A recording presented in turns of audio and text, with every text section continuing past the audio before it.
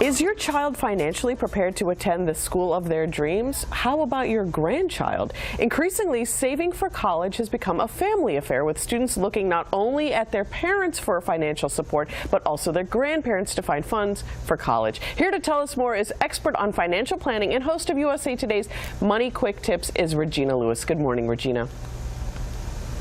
Hi, Sonia. Thanks. So we're talking about saving for college. This is a family affair now, right? Absolutely. I mean, I think it makes sense because the BAST savings plan is the one that's realistic and that you can actually stick with. And I think more often than not now, that's a collective affair, since no one can solely foot the bill, and students are doing that and incurring tremendous loans in the process. If you consider the average student graduating from college now has $26,000 in loans. So wow. Families are saying, okay, how can we collectively help? Maybe none of us can single-handedly foot the bill, but if we took advantage of something like a 529 plan. So TII-CREF, the big financial institution that's long-standing involvement in education, and AARP are trying to build awareness so that families are aware of this as a strategy and take advantage of it. Obviously, they're incented to do so from a tax perspective. That's great. And one of those things that we're talking about is their new campaign, Big Dreams Start Small. It's $100,000 that we're talking about here? Yeah. Well, I love the name of the campaign because it really speaks to the fact that education in America, going to a college or university, remains a big part of the American dream. And starting small refers to doing it as young as possible in terms of the child or grandchild, but also in the increments. You don't have to have thousands of dollars to start a 529 plan. You can start it with as little as $25, or let's say it was $100. The way that it works is you put the $100 in, and then you can say, you know what, add $25 every month, or maybe we're going to just do that on special occasions. But let's take the every month as a scenario, and you can auto enroll so you don't even see that money, just like you might with your car payment. Then 15 years later, tax-free, you're not paying tax on taking that money out on either the money or the gains, which is really unique.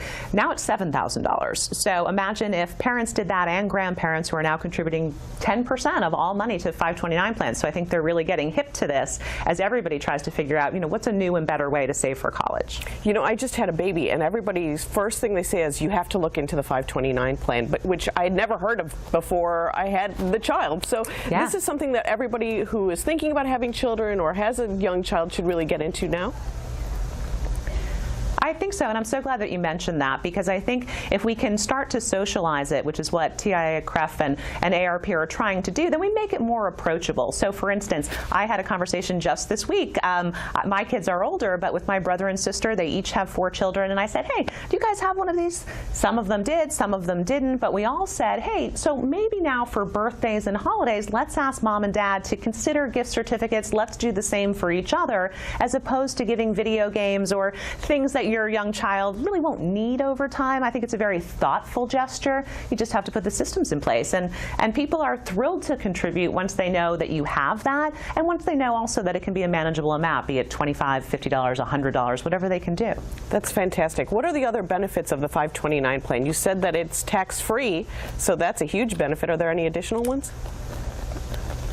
Yeah, I think that's a very, very big benefit. Well, because the parent or grandparent maintains control and is naming the beneficiary, the child doesn't have the cash. And that is a big benefit when they go to apply for college, because they may be eligible for some aid.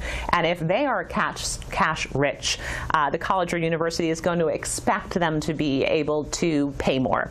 And so there are benefits as well of not incurring the taxes, having forced savings, if you will, or volunteering, but having that compound interest. And then I think thirdly, having it be not in the child's name, since they may be applying for other things like scholarships and grants. Now, this is a partnership between TIAA-CREF and AARP. Why this partnership, and why now?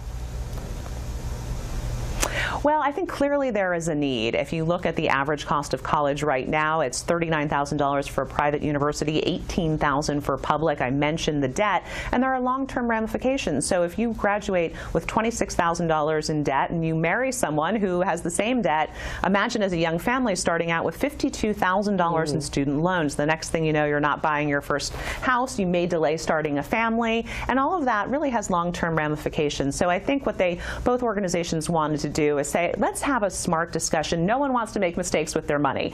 Certainly not coming out of the Great Recession. They want to make the best decisions they can. And the good news is a lot of collective players, including the government, have really incented us to take advantage of these savings plans if we're not intimidated by them, if we know how to approach it. So I have a couple of websites to point to. The biggest one is the Big Dreams campaign site. So you can go to arpcollegesavings.com/Big Dreams, and you will see a really neat contest there. If you've got a photo, you should do this, Sonia, of your child or grandchild. You can enter the contest, and someone was going to win a $100,000 college fund. That's a heck of a jump start. And there's also information there, again, very approachable about how to get started on this, so you don't put it off. I think, we were all hunkering down during the Great Recession, and thinking about a 529 and thinking we needed thousands of dollars was very intimidating, and hopefully this campaign will change that. Okay, so during commercial break, we're all going to go to our computers and send a cute picture of our kid and sign up for that great. Go for it.